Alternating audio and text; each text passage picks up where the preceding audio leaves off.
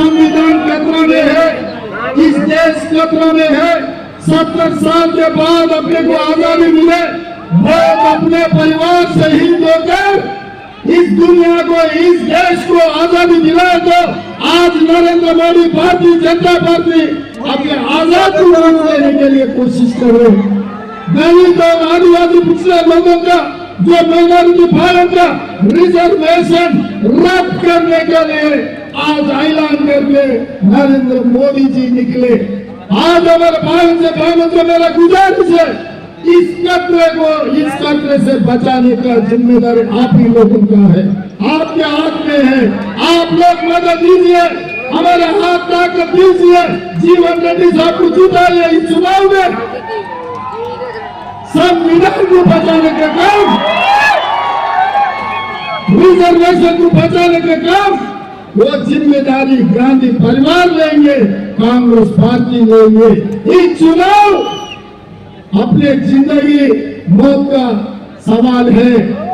हम लोग ऐसे वैसे चुनाव मत समझो।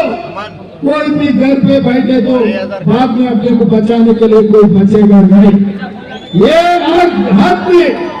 हर परिवार घर से निकलना, पोलिंग बूथ को जाना, इस बार वोट देना, इस देश को बचाना, इस संविधान को बचाना, अपने रिजर्वेशन को बचाना, अपने मुल्क को बचाना। नहीं है तो आने वाले दिनों में अपने लिए कोई बोलने वाले भी नहीं रहेगा। एक बार 2014 में बीआरएस को जिताए, 2019 में बीजेपी को जिताए, फिर भी आपके जीवन कुछ बदले नहीं।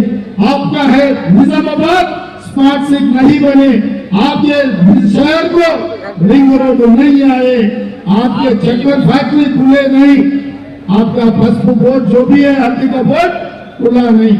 इसीलिए एक मौका, एक बार अपने जीवन अंदर को दे दो।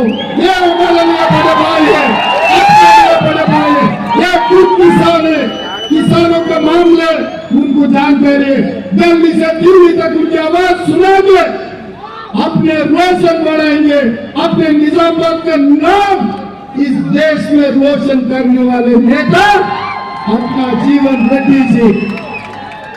इसीलिए मेरे भाइयों से, मेरे बहनों से गुजारिश है, ये निजामाबाद रूरल अर्बन दोनों मिला के हमारे भाई तो 1 लाख अलग अलग गोदन भी 1 लाख सूरज सिंह रेड्डी साहब तो वादा किए, मगर ये दो मिलके 1 लाख दिला दो, बाकी के असेंबली में और 1 लाख लेके 2 लाख से जीवन रेड्डी साहब को हम बना देंगे।